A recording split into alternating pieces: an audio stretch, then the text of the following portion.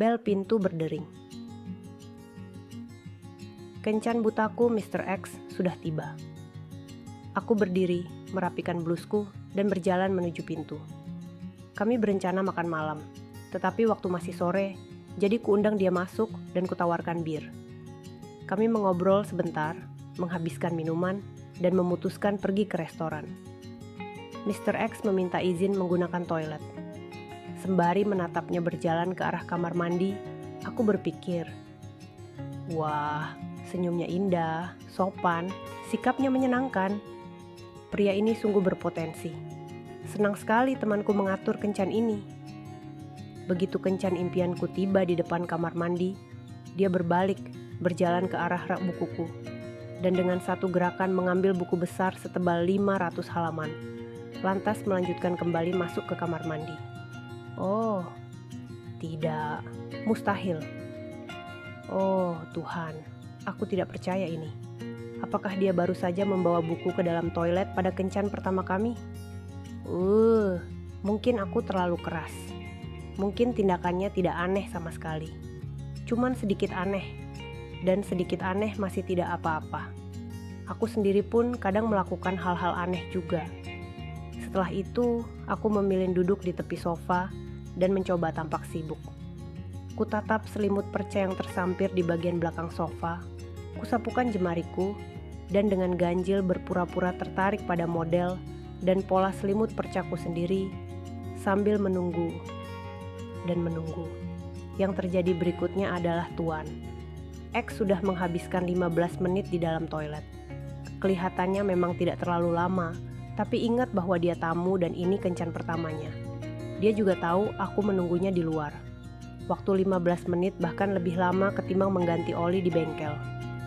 Terpikir olehku, dia mungkin sakit. Pria malang, atau mungkin dia malu. Apartemenku begitu kecil, dia khawatir suara-suara dari kamar mandi akan terdengar olehku. Untuk mengatasinya, aku sudah punya rencana. Aku berdiri dan berseru ke ruang yang mengarah ke kamar mandi. Aku lupa mengambil surat tadi pagi. Aku akan ke kotak surat sebentar dan mengecek isinya. Aku berjalan keluar, sengaja menutup pintu keras-keras sebagai tanda aku sudah tidak ada di ruangan. Aku berjalan ke kotak surat, membukanya, dan memeriksa isinya. Kosong. Tentu saja kosong, karena aku sudah mengambil surat-suratku 6 jam sebelumnya. Aku berjalan pelan-pelan ke apartemen untuk memberinya waktu. Saat berjalan kembali ke dalam, aku mengira akan melihat Tuan X duduk di sofaku, tetapi dia tidak kelihatan. Kulirik jam, pukul 17.08. Ya ampun, apakah dia masih ada di dalam sana? Lalu, terlintas dalam benakku satu kemungkinan lain. Mungkin ada peristiwa serius menimpanya. Namun, selang beberapa detik, aku mendengar suara gerakan kakinya. Dan, aku tidak bercanda suara halaman buku di balik. Cowok itu baik-baik saja. Dan rupanya dia menikmati membaca novel sementara aku sudah menunggunya selama lebih dari setengah jam. Aku berjalan ke depan cermin, memeriksa penampilan rambut dan riasanku. Aku menepuk-tepuk rambutku dan bermain dengan tatanan blusku. Aku tidak tahu ingin tampil manis atau seksi. Pria ini terlibat dengan banyak sekali kegiatan amal, jadi kupikir dia lebih suka tampilan manis. Kutarik kerahku sedikit ke atas, tapi amal atau tidak, dia tetap laki-laki. Kuturunkan kerah sedikit. Naik turun, manis, seksi, terserah. Tidak penting kalau dia tidak juga keluar dari kamar mandi. Pada pukul 17.34, tepat 54 menit, aku mendengar pintu kamar mandi dibuka dan Mr. X muncul. Dengan sopan, tapi juga tak sabar, aku menantinya menjelaskan petualangannya selama 1 jam di dalam kamar mandiku. Aku mengidap masalah pencernaan, misalnya, atau aku memakan sesuatu yang basi dalam perjalanan ke sini, atau apapun.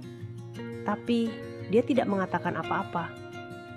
Aku disapa dengan bersemangat oleh Tuan X yang mengembalikan bukuku kembali ke tempatnya di rak, menepuk tangan dan berkata, "Sip, sudah siap pergi makan?" Masih terpana menyaksikan dia baru saja menghabiskan 1 jam di dalam kamar mandiku, aku terus menunggu penjelasan. Saat itu juga aku tersadar bahwa apa yang baru saja terjadi adalah urusannya sendiri, dan tidak ada alasan mengapa aku perlu tahu lebih dari itu. Maafkan, lupakan, dan lanjutkan.